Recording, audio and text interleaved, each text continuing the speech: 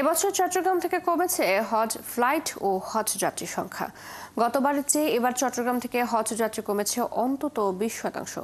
আর 3 বছর আগের তুলনায় এবার হজ যাত্রী প্রায় অর্ধেক। সৌদি আরবে আবাসন সহ অন্যান্য আনুষঙ্গিক ব্যয় বৃদ্ধি এবং ডলার ও সৌদি রিয়ালের বিনিময় হার বাড়ায় এবার হজ যাত্রীর সংখ্যা কমেছে বলছেন হজ যাত্রী ও এজেন্সি সংশ্লিষ্টরা। বাবুন পালের ক্যামেরায় চট্টগ্রাম থেকে প্রণবেশ চক্রবর্তী প্রতিবেদন।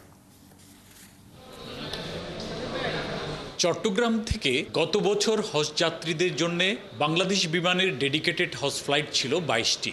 এবছর ফ্লাইট কমে সংখ্যা দাঁড়িয়েছে 17টি।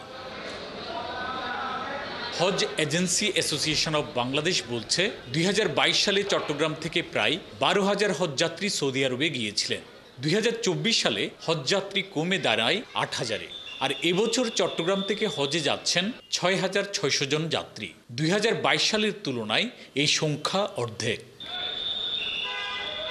হজযাত্রীরা জানান, আগে 3 থেকে 3.5 লাখ টাকায় হজ করা গেলেও এখন লাগছে প্রায় 6 থেকে 7.5 লাখ টাকা।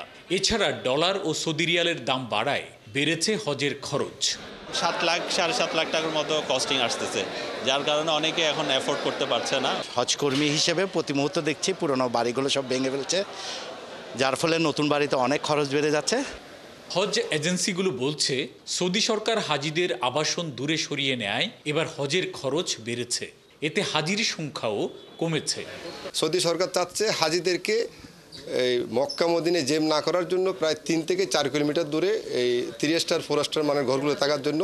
এবার কাছে যে আমাদের হাজিগুলো থাকতো ওই সুযোগটা নাও পেতে পারে, এবার ঘর নেওয়া হচ্ছে আজিজিয়া মিনার পাশে। তবে এবছর চট্টগ্রাম থেকে হজযাত্রা নির্বিঘ্ন করতে এবং ফ্লাইট শিডিউলে বিপর্যয় এড়াতে ব্যবস্থা নেওয়া হয়েছে বলে জানায় চট্টগ্রাম শাহ আমানত বিমানবন্দর কর্তৃপক্ষ। বিমানবন্দরের পক্ষ থেকে যেন কোনো ধরনের কোনো কারণে যেন শিডিউল ভেঙে না পড়ে, এর জন্য যথেষ্ট তৎপর। এবং বিমানের আমাদের সিভিল এভিয়েশন চেয়ারম্যান মহোদয় এখানে এসেছিলেন, তাকেও এই ব্যাপারটা বলা হয়েছে। সেই বিমানের সঙ্গে আমাদের হেডকোয়ার্টারের পক্ষ থেকে যোগাযোগ করা হচ্ছে। শিডিউল বিপর্যয়ের সম্ভাবনা খুবই কম বলে আমরা আশা করছি। গত 3রা মে চট্টগ্রাম থেকে 419 জন হজযাত্রী নিয়ে প্রথম ফ্লাইট যায় সৌদি আরবে। চট্টগ্রাম থেকে 17টি ফ্লাইটের সবশেষ ফ্লাইটটি আগামী 30 মে হজযাত্রীদের নিয়ে দেশ ছাড়বে। প্রণবেশ চক্রবর্তী, 71, চট্টগ্রাম।